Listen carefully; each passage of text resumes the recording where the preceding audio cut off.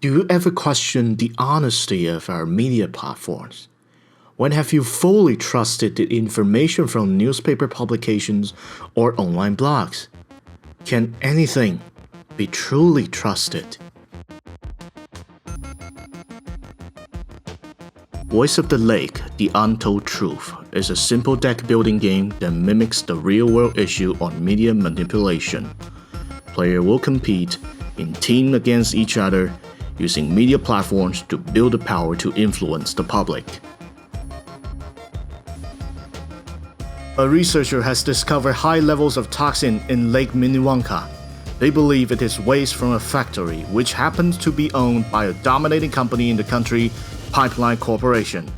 When the researchers began to investigate, they noticed government authorities were intervening with the situation. The researchers are afraid to speak up about the situation, but if they do not warn the public about the problem, the toxin will eventually enter the drinking reservoirs, harming not only humans, but the surrounding ecosystem. Our game is built for 4 players.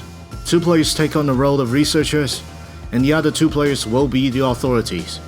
The researcher's role is to get as many media platforms to cover their side of the story as possible while being careful of the authorities. The authorities' role is to control the media platform before researchers get their word out.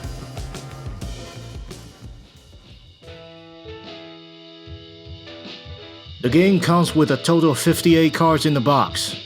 There are influence cards, action cards, event cards, and role cards. Each role has its own characteristic that the player need to follow. Researchers must complete a set of either block or social media categories.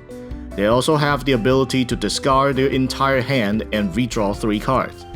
Authorities must complete a set of either TV or newspaper categories.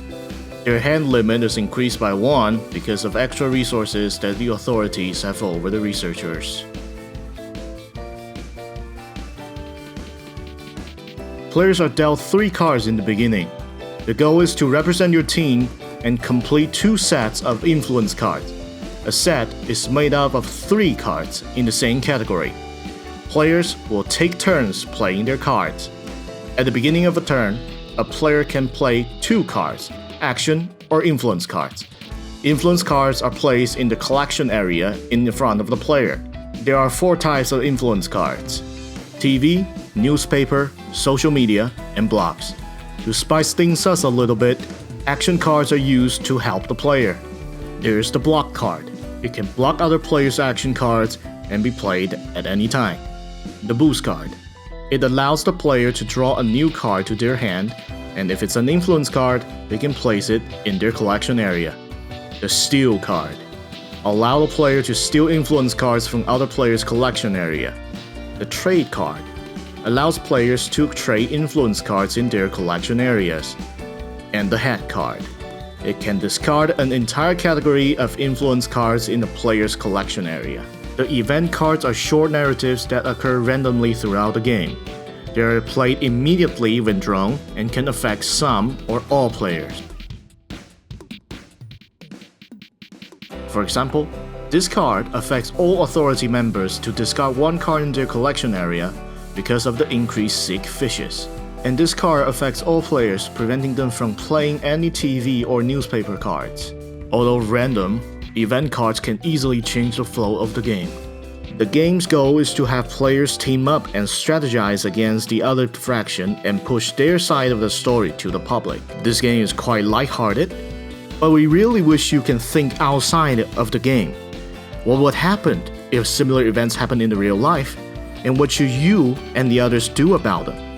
But for now, enjoy the game.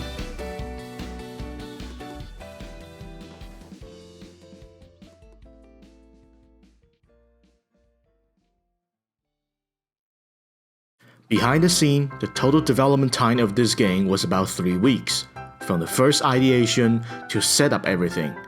The graphical elements of our game have iterated several times during the production, and here is the first version of the game cards.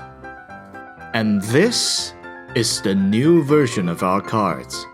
We made several changes to the game by listening to our playtesters' valuable comments.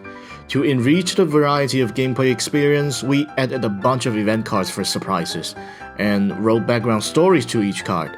We care about the player's experience, and we really hope we can make good games.